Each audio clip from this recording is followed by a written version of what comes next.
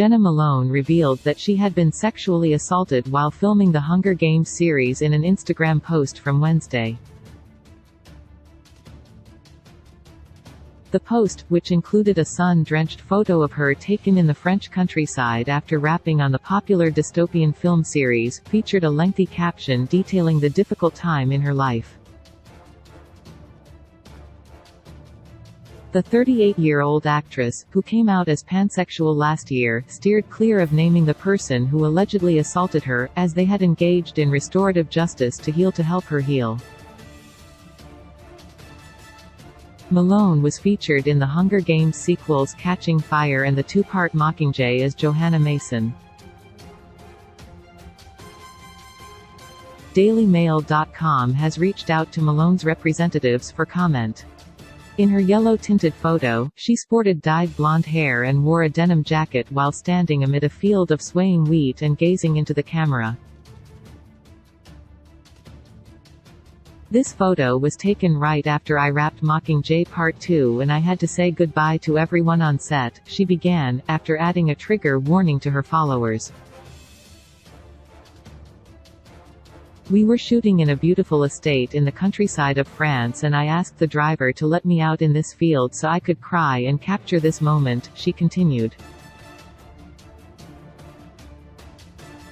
Even though this time in Paris was extremely hard for me, was going through a bad breakup and also was sexually assaulted by someone I had worked with, I was so full of gratitude for this project, the people I became close with and this amazing part one got to play. Sick.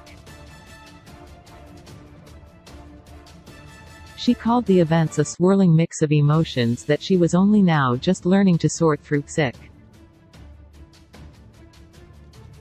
I wish it wasn't tied to such a traumatic event for me, but that is the real wildness of life, I guess. How to hold the chaos with the beauty, Malone wrote. She added more detail about the assault, claiming she and the person who assaulted her had found a way to move on privately, rather than getting police involved. I've worked very hard to heal and learn through restorative justice, how to make peace with the person who violated me and make peace with myself.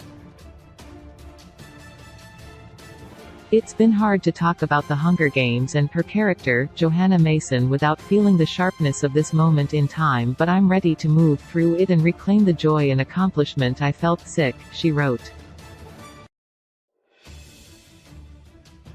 Restorative justice is a process that excludes the criminal justice system and instead brings the victim of a crime face to face with the perpetrator.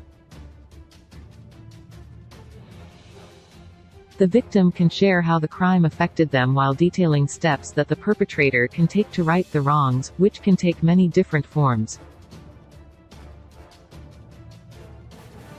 The goal of the approach is to put victims in charge of the response to the crime, and it focuses on their healing, rather than simply punishing the perpetrator, which advocates say is the standard approach of the criminal justice system.